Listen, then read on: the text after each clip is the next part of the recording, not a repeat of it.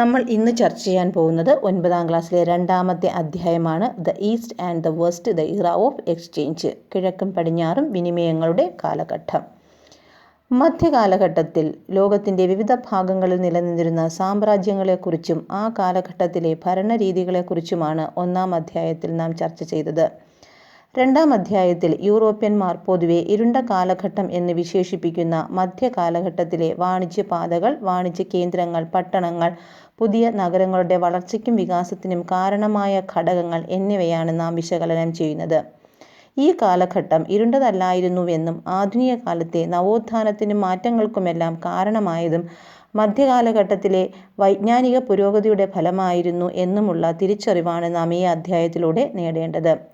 മധ്യകാല വ്യാപാരത്തിൽ ഏർപ്പെട്ടിരുന്ന പാശ്ചാത്യ പൗരസ്ത്യ സംഘങ്ങൾ അപകടം നിറഞ്ഞ വാണിജ്യപാതകളിലൂടെ അതിസാഹസികമായി സഞ്ചരിച്ചിരുന്നു എന്നതിന് തെളിവാണ് മാർക്കോ പോളോയുടെ പാഠഭാഗത്ത് നൽകിയിരിക്കുന്ന യാത്രാവിവരണം.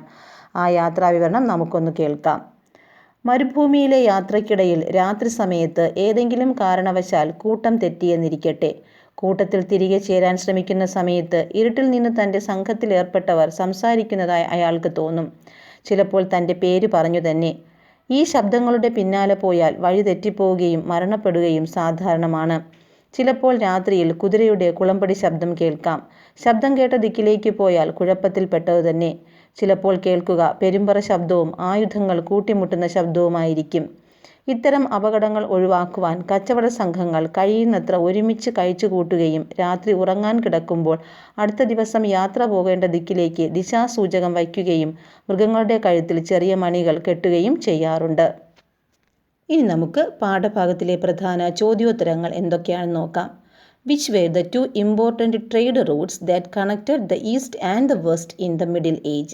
മധ്യകാലഘട്ടത്തിൽ കിഴക്കിനെയും പടിഞ്ഞാറിനെയും ബന്ധിപ്പിച്ചിരുന്ന രണ്ട് പ്രശസ്തമായ വാണിജ്യപാതകൾ ഏതെല്ലാം? The silk route and the spice route. പട്ടുതുണിപ്പാതയും സുഗന്ധവ്യഞ്ജനപാതയും.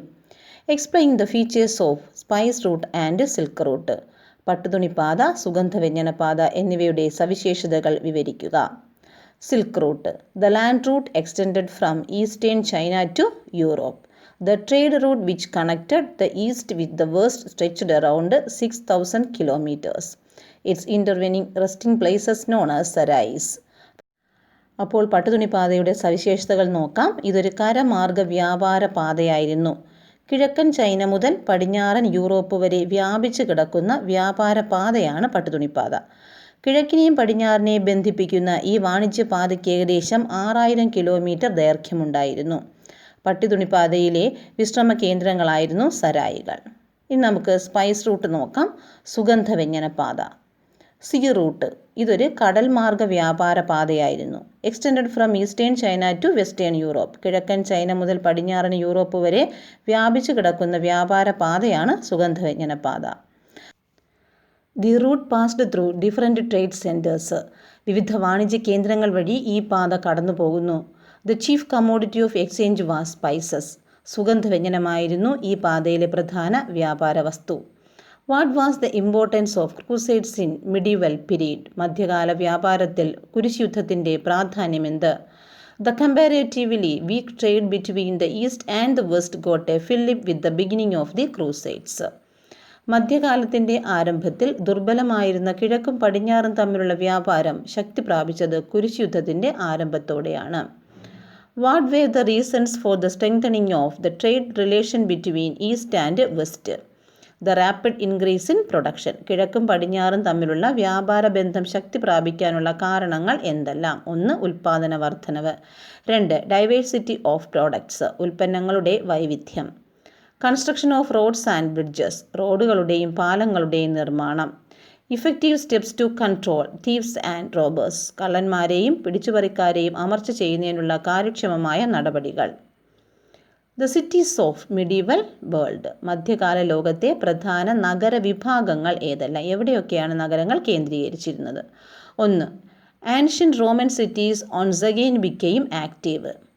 പ്രാചീന കാലത്ത് നിലനിന്നിരുന്ന റോമാ നഗരങ്ങൾ ഒരിക്കൽ കൂടെ സജീവമായ പ്രാചീന റോമാ നഗരങ്ങൾ.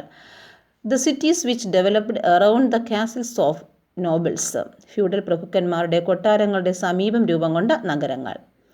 Cities emerged around churches and monasteries. ക്രൈസ്തവ ദേവാലയങ്ങൾക്കും മഠങ്ങൾക്കും ചുറ്റും വളർന്നു വന്ന നഗരങ്ങൾ. Cities sprang up with the expansion of markets. കമ്പോള കേന്ദ്രങ്ങൾ വികസിച്ച് രൂപം കൊണ്ട നഗരങ്ങൾ. Which Italian cities minted their own coins in the 13th century? Florence and Venice. 13ാം നൂറ്റാണ്ടിൽ നാണയം മുദ്രണം ചെയ്ത ഇറ്റാലിയൻ നഗരങ്ങൾ ഏതെല്ലാം? ഫ്ലോറൻസും വെനീസും. Which were the major Italian trading centres of medieval Europe? മധ്യകാല യൂറോപ്പിലെ പ്രധാന വാണിജ്യ കേന്ദ്രങ്ങൾ ഏതെല്ലാം? Genoa, Pisa, Venice, Florence. Why many cities began to develop on the banks of the rivers? Give example. എന്തുകൊണ്ടാണ് മധ്യകാലഘട്ടത്തിൽ ധാരാളം യൂറോപ്യൻ നഗരങ്ങൾ നദീതീരങ്ങളിൽ വികാസം പ്രാപിച്ചത്? ഉദാഹരണം നൽകുക. As the transportation of merchandise through the rivers was comparatively easy, many cities began to develop on the banks of the rivers. നദികളിലൂടെയുള്ള ചരക്ക് നീക്കം എളുപ്പമായതിനാൽ ഉൽപ്പന്നങ്ങൾ വിറ്റഴിക്കാനുള്ള സൗകര്യം ലഭിച്ചു. അതിനാൽ മധ്യകാല നഗരങ്ങൾ പലതും നദീതീരത്താണ് വളർന്നു വന്നത്. ലണ്ടൻ തേംസ് നദിയുടെ തീരത്ത്, പാരീസ് സെയിൻ നദിയുടെ തീരത്ത്, റോം ടൈബർ നദിയുടെ തീരത്ത്, വിയന്ന ഡാന്യൂബ് നദിയുടെ തീരത്ത്. Evaluate the circumstances that led to the growth of trade in Italy during the medieval period. മധ്യകാലഘട്ടത്തിൽ ഇറ്റലിയിൽ വാണിജ്യം വളരാനിടയാക്കിയ സാഹചര്യം വിലയിരുത്തുക. Ports of Italian subcontinent. Italian ഉപദ്വീപിലെ തുറമുഖങ്ങൾ. Began to mint their own coins. Italian നഗരങ്ങൾ സ്വന്തമായി നാണയങ്ങൾ മുദ്രണം ചെയ്തു. Concessions provided by the Italian cities to their merchants. കച്ചവടക്കാർക്ക് ലഭിച്ചിരുന്ന ആനുകൂല്യങ്ങൾ. Evaluate the circumstances that led to the growth of cities in Europe during the medieval period. The transportation of merchandise through the reverse. European നഗരങ്ങളുടെ വികാസത്തിലേക്ക് നയിച്ച സാഹചര്യങ്ങൾ എന്തെല്ലാം? 1. നദികളിലൂടെയുള്ള ചരക്ക് നീക്കം. 2. The facilities provided by the rulers for the production. വ്യാപാര കേന്ദ്രങ്ങളിൽ സാധനങ്ങൾ ഉൽപ്പാദിപ്പിക്കാൻ ഭരണാധികാരികൾ ഒരുക്കിക്കൊടുത്ത സൗകര്യം.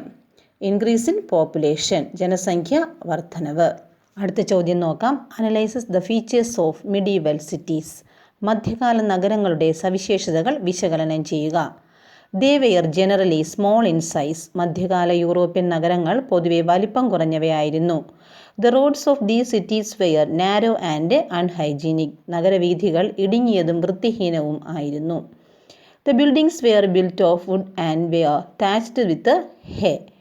കെട്ടിടങ്ങൾ തടി കൊണ്ട് നിർമ്മിച്ചതും വൈക്കോൽ മേഞ്ഞതും ആയിരുന്നു. The possibility of an outbreak of fire was very high as these cities were overcrowded. ജനങ്ങൾ തിങ്ങിപ്പാർത്തിരുന്ന നഗരങ്ങളിൽ തീപിടുത്തത്തിന് സാധ്യത വളരെ കൂടുതൽ ആയിരുന്നു. Majority of the city dwellers were merchants, craftsmen and labourers. നഗരവാസികളിൽ ഭൂരിഭാഗവും കച്ചവടക്കാർ, കരകൗശല ജോലിക്കാർ, തൊഴിലാളികൾ എന്നിവരായിരുന്നു.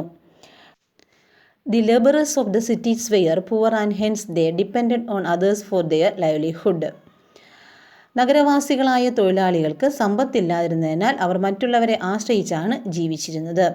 The cities depended on the villagers for food and fodder. ഭക്ഷണത്തിനായി നഗരങ്ങൾ ഗ്രാമങ്ങളെ ആശ്രയിച്ചിരുന്നു. Which were the important eastern cities. പ്രധാനപ്പെട്ട കിഴക്കൻ നഗരങ്ങൾ ഏതെല്ലാം? 1. Baghdad. The capital city of the Abbasid empire was an important centre of trade and commerce during the medieval period. The markets of Baghdad were flooded with the rare articles from the different parts of the world. ഒന്നാമത്തത് ബാഗ്ദാദാണ്. അബ്ബാസിയ സാമ്രാജ്യത്തിൻ്റെ തലസ്ഥാനമായിരുന്ന Baghdad മധ്യകാലഘട്ടത്തിൽ വ്യാപാരത്തിൻ്റെയും വാണിജ്യത്തിൻ്റെയും പ്രധാന കേന്ദ്രമായിരുന്നു. ബാഗ്ദാദിലെ കമ്പോളങ്ങൾ ലോകത്തിൻ്റെ വിവിധ ഭാഗങ്ങളിൽ നിന്നും എത്തിയ അപൂർവമായ വിഭവങ്ങൾ കൊണ്ട് നിറഞ്ഞിരുന്നു. 2. Constantinople. Another famous commercial centre was Constantinople. ഇന്നത് ഇസ്താംബുൾ എന്ന പേരിലാണ് അറിയപ്പെടുന്നത്. The capital of the eastern Roman empire. നമ്മൾ നേരത്തെ പഠിച്ചിട്ടുണ്ട്. അപ്പോൾ രണ്ടാമത്തത് കോൺസ്റ്റാന്റിനോപ്പിളാണ്. ഇന്നത് ഇസ്താംബുൾ എന്ന് അറിയപ്പെടുന്നു. Basra, Aden, Mecca, Muscat, Damascus, Surat എന്നിവയും പ്രധാനപ്പെട്ട കിഴക്കൻ നഗരങ്ങൾ ആയിരുന്നു. What is guilds? Which were the 2 type of guilds. എന്താണ് ഗിൽഡുകൾ? 2 തരം ഗിൽഡുകളെക്കുറിച്ച് വിവരിക്കുക. Guilds were the associations of experts in different occupational sectors. There were 2 kinds of guilds, the merchant guilds and the craft guilds. പ്രധാനമായും 2 തരം ഗിൽഡുകളാണുള്ളത്. വ്യാപാര ഗിൽഡുകളും കരകൗശല ഗിൽഡുകളും. വിവിധ തൊഴിൽ മേഖലകളിലെ വിദഗ്ധരുടെ സംഘങ്ങളായിരുന്നു ഗിൽഡുകൾ എന്നറിയപ്പെട്ടിരുന്നത്. The merchant guilds. The merchant guilds were the first to emerge. Intercity leagues were formed linking the cities for the progress of trade. അപ്പോൾ ഒന്നാമത് നമുക്ക് നോക്കേണ്ടത് വ്യാപാര ഗിൽഡുകളാണ് ആദ്യം രൂപം കൊണ്ടത്. വ്യാപാര വളർച്ച ലക്ഷ്യമാക്കിയ അവ പട്ടണങ്ങളെ പരസ്പരം ബന്ധിപ്പിച്ചുകൊണ്ട് നഗരാന്തര ലീഗുകൾ രൂപീകരിച്ചു. അതിന് ഉദാഹരണമാണ് Hanseatic league. 2. The craft guilds. The craft guilds were the associations of different artisans and craftsmen of the medieval period. Every occupational group like the leather workers, carpenters, blacksmiths, etc. had separate guild. കരകൗശല ഗിൽഡുകൾ. മധ്യകാലത്തിലെ കരകൗശല തൊഴിലാളികളുടെയും മറ്റ് വിദഗ്ധ തൊഴിലാളികളുടെയും സംഘങ്ങളാണ് കരകൗശല ഗിൽഡുകൾ.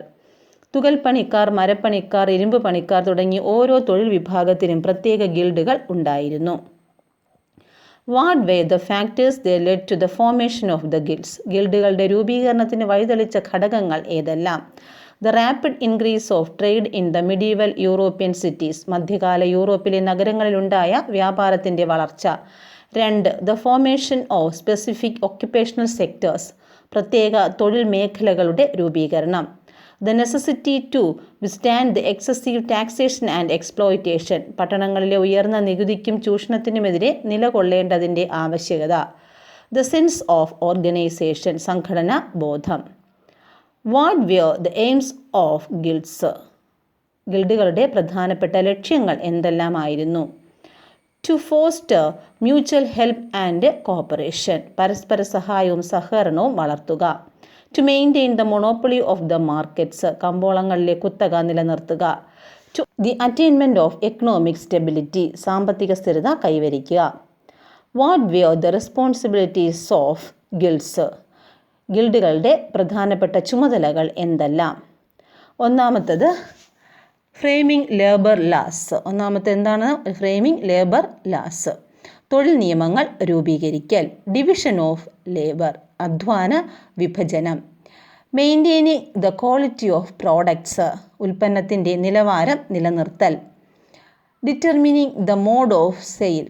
വിൽപ്പന രീതി തീരുമാനിക്കൽ. Fixing of prices. വില നിർണയം. അടുത്തത് ഡിറ്റർമിനിങ് ദ വർക്കിംഗ് അവേഴ്സ്, അതായത് അധ്വാന സമയം നിശ്ചയിക്കൽ. ഇവയൊക്കെയാണ് ഗിൽഡുകളുടെ പ്രധാനപ്പെട്ട ചുമതലകൾ. Which were the factors led to the decline of the guild system? Guild സമ്പ്രദായത്തിൻ്റെ പതനത്തിനുള്ള കാരണങ്ങൾ എന്തെല്ലാമായിരുന്നു? Industrialisation, growth of science and technology etcetera led to the decline of the guild system. വ്യാവസായികവൽക്കരണവും ശാസ്ത്ര സാങ്കേതിക രംഗത്തെ വളർച്ചയും ഗിൽഡ് സമ്പ്രദായം നശിക്കുന്നതിന് കാരണമായി. What were the features of medieval period? എന്തെല്ലാമാണ് മധ്യകാലഘട്ടത്തിൻ്റെ സവിശേഷതകൾ? The expansion of basic education. അടിസ്ഥാന വിദ്യാഭ്യാസം. യൂണിവേഴ്സിറ്റീസ്. സർവകലാശാലകൾ. Greco Roman knowledge and Islamic knowledge. Graeco Roman വിജ്ഞാനവും ഇസ്ലാമിക വിജ്ഞാനം എന്നിവയുടെ വ്യാപനം. Which were the major subject taught in the medieval schools? മധ്യകാല യൂറോപ്പിലെ സ്കൂളുകളിലെ പ്രധാന പാഠ്യവിഷയങ്ങൾ എന്തെല്ലാം? ഗ്രാമർ അഥവാ വ്യാകരണം, ലാറ്റിൻ ഭാഷ, ആസ്ട്രോണമി ജ്യോതിശാസ്ത്രം, ലിറ്ററേച്ചർ സാഹിത്യം, ഫിലോസഫി തത്വശാസ്ത്രം, മാത്തമാറ്റിക്സ് ഗണിതം, ലോ ഓഫ് നേച്ചർ പ്രകൃതി നിയമങ്ങൾ. Which were the major subjects taught in the medieval universities? Philosophy തത്വശാസ്ത്രം, ലിറ്ററേച്ചർ സാഹിത്യം, മെഡിസിൻ വൈദ്യശാസ്ത്രം, ലാംഗ്വേജസ് ഭാഷകൾ, ജ്യോമതി, ലാ നിയമങ്ങൾ. മധ്യകാല യൂറോപ്പിലെ സർവകലാശാലയിലെ പ്രധാന പാഠ്യവിഷയങ്ങൾ ഇതൊക്കെയായിരുന്നു. Which are the important universities in medieval Europe? മധ്യകാല യൂറോപ്പിലെ പ്രധാനപ്പെട്ട സർവകലാശാലകൾ ഏതെല്ലാം? ഇറ്റലിയിലെ ബൊളോണ, തുർക്കിയിലെ കോൺസ്റ്റാന്റിനോപ്പിൾ, ഫ്രാൻസിലെ പാരീസ് സർവകലാശാല, ഇംഗ്ലണ്ടിലെ ഓക്സ്ഫോർഡ്, കേംബ്രിഡ്ജ് സർവകലാശാലകൾ, സ്പെയിനിലെ കൊർദോവ സർവകലാശാല. Explain the features of Cordova university in Spain. Cordova സർവകലാശാലയുടെ സവിശേഷതകൾ എന്തെല്ലാം? Cordova university established by the Arabs in Spain. മധ്യകാലഘട്ടത്തിലെ പ്രശസ്തമായ സർവകലാശാലകളിലൊന്നായിരുന്ന കൊർദോവ അറബികൾ സ്പെയിനിൽ സ്ഥാപിച്ച സർവകലാശാലയാണ്. One of the important features of this university was the library, which had thousands of manuscripts. ആയിരക്കണക്കിന് കൈയെഴുത്തു പ്രതികൾ സൂക്ഷിച്ചിരുന്ന വിശാലമായ ലൈബ്രറിയായിരുന്നു ഇതിൻ്റെ പ്രധാനപ്പെട്ട സവിശേഷത. This university provided facilities for learning languages such as Greek, Syriac, Persian and Sanskrit. ഇവിടെ ഗ്രീക്ക്, സിറിയക്, പേർഷ്യൻ എന്നീ ഭാഷകൾ പഠിക്കാനുള്ള സൗകര്യം ഉണ്ടായിരുന്നു. Arabic version of books originally written in these languages was available in the library of this university. സർവകലാശാലയിലെ ലൈബ്രറിയിൽ ഈ ഭാഷകളിലുള്ള ഗ്രന്ഥങ്ങളുടെ അറബി തർജ്ജമ ലഭ്യമായിരുന്നു. Explain the educational advancement in Central Asia. മധ്യേഷ്യയിലെ വിദ്യാഭ്യാസ പുരോഗതിയെക്കുറിച്ച് വിവരിക്കുക. പ്രൈമറി എഡ്യൂക്കേഷണൽ ഇൻസ്റ്റിറ്റ്യൂഷൻസ് മക്താബ്സ് എന്നാണ് അറിയപ്പെടുന്നത്. Were started from the 10th century onwards were children between the age of 6 and 14 were educated. അബ്ബാസിയ ഖലീഫമാരുടെ കാലത്താണ് മധ്യേഷ്യയിൽ വിദ്യാഭ്യാസം വ്യാപകമാവുന്നത്. 10ാം നൂറ്റാണ്ടോടെ ആരംഭിച്ച മക്തബ എന്ന പ്രാഥമിക വിദ്യാലയങ്ങളിൽ 6 മുതൽ 14 വരെയുള്ള കുട്ടികൾക്ക് വിദ്യാഭ്യാസം നൽകിയിരുന്നു. There were facilities for women education in the Arab world. സ്ത്രീകൾക്ക് വിദ്യാഭ്യാസ സൗകര്യം ഉണ്ടായിരുന്നു. Ladies were given the opportunity to become teachers by attaining the degree ഇജാസ്. സ്ത്രീകൾക്ക് പഠനത്തിലൂടെ ഇജാസ് എന്ന ഡിഗ്രി നേടി അധ്യാപകരാകാൻ അവസരം ഉണ്ടായിരുന്നു. Which were the important universities in Central Asia. Baghdad university Central Asia, Damascus university Central Asia, Al Azhar university Egypt. Baghdad മധ്യേഷ്യ, ഡമാസ്കസ് മധ്യേഷ്യ, Al Azhar Egypt. Explain the progress of education in east. ഒന്ന്, China. Schools were established at various places in China. In majority of the schools, knowledge was imparted by a single teacher. Buddhist philosophy was a compulsory subject in the schools attached to the Buddhist viharas. Learning started in the educational institutions at the age of 6 in China. ഇപ്പോൾ ചൈനയിലെ വിദ്യാഭ്യാസ രീതി നോക്കാം.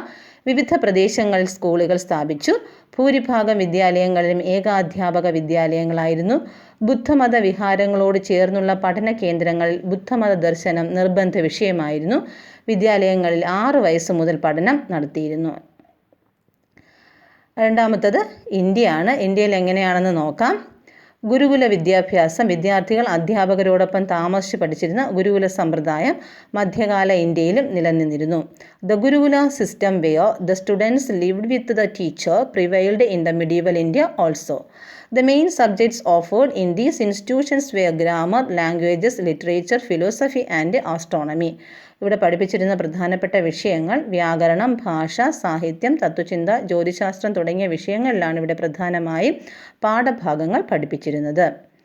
Many educational institutions attached to the temples prevailed in South India during the medieval period.